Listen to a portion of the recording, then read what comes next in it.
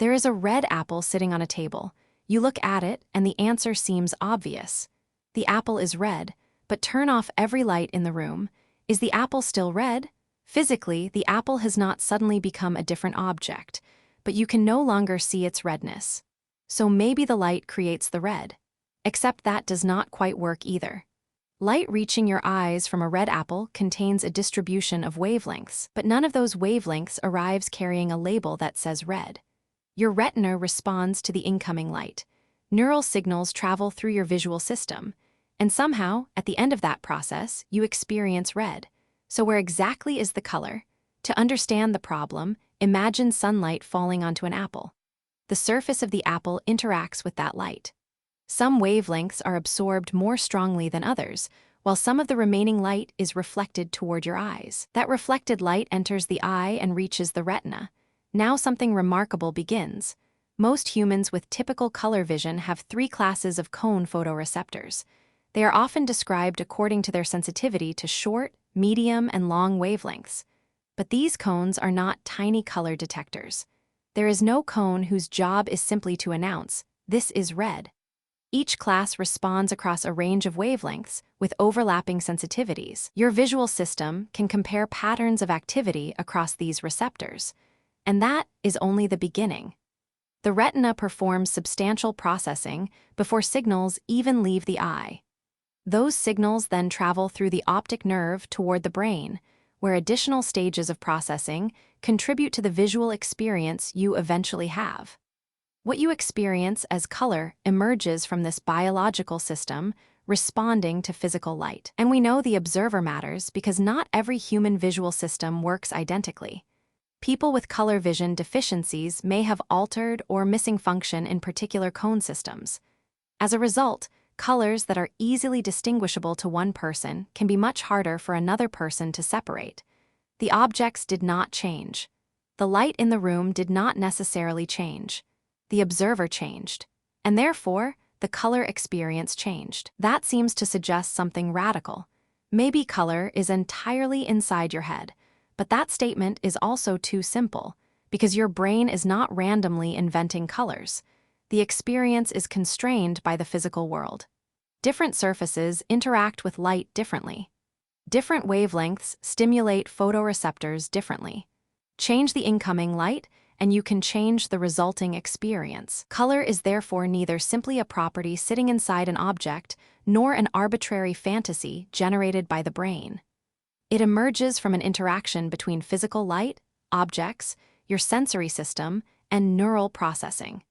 And this interaction produces some strange consequences. Think about yellow.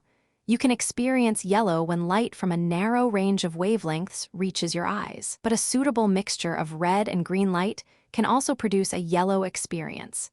Those physical stimuli are not identical. Yet under the right conditions, your visual system can treat them as matching colors. This phenomenon is called metamerism. It means 2 physically different distributions of light can sometimes produce the same apparent color for an observer. That alone should make the world feel slightly less straightforward. Your visual system does not give you a complete measurement of every wavelength entering your eye. It gives you a useful representation built from the information your biological machinery can extract. And there is another complication. Color depends on context. A gray surface can appear lighter or darker depending on what surrounds it. The apparent color of an object can shift with illumination. Yet your visual system often compensates for changes in lighting, helping objects maintain relatively stable color appearances. This ability is known as color constancy. Without something like it, the apparent colors of familiar objects could change dramatically every time you walked from sunlight into shade or switched on a different lamp. So your visual system is doing more than detecting. It is interpreting. Now consider what this means for the apple.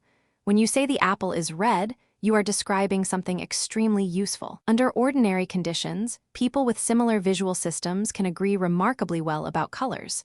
We can manufacture red paint, match fabrics, recognize ripe fruit, read traffic signals. Color is not meaningless just because perception is involved. But scientifically, the sentence "the apple is red" hides an entire chain of events. There is illumination. There is the reflective behavior of the apple's surface. There is light entering an eye. There are photoreceptors converting that light into neural signals.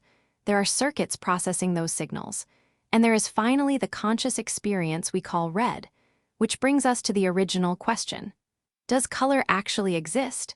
The answer depends on what we mean by exist. Wavelengths exist as measurable physical properties of electromagnetic radiation. Objects have measurable ways of reflecting and absorbing light. Nervous systems have measurable responses to that light, and color experiences unquestionably occur to us. But the red you experience is not simply a substance painted onto reality independently of every observer. It is the result of a relationship between reality and a particular kind of visual system. And that leaves us with an even stranger problem. Suppose you and I look at the same red apple. We both call it red. We can both distinguish it from a green apple. We can even agree perfectly when matching thousands of colored samples. But all of that only tells us that our visual systems behave similarly. It does not directly tell me what your private experience of red feels like. Maybe your red feels exactly like mine. Maybe there are subtle differences. And if our behavior remained identical, how could we ever compare those experiences directly? So the strange thing about color is not that it is unreal. It is that something can be physically measurable, biologically processed, universally familiar, and still contain a part that only the person experiencing it can directly know. The apple is still sitting on the table. It still looks red. But now red is no longer such a simple thing.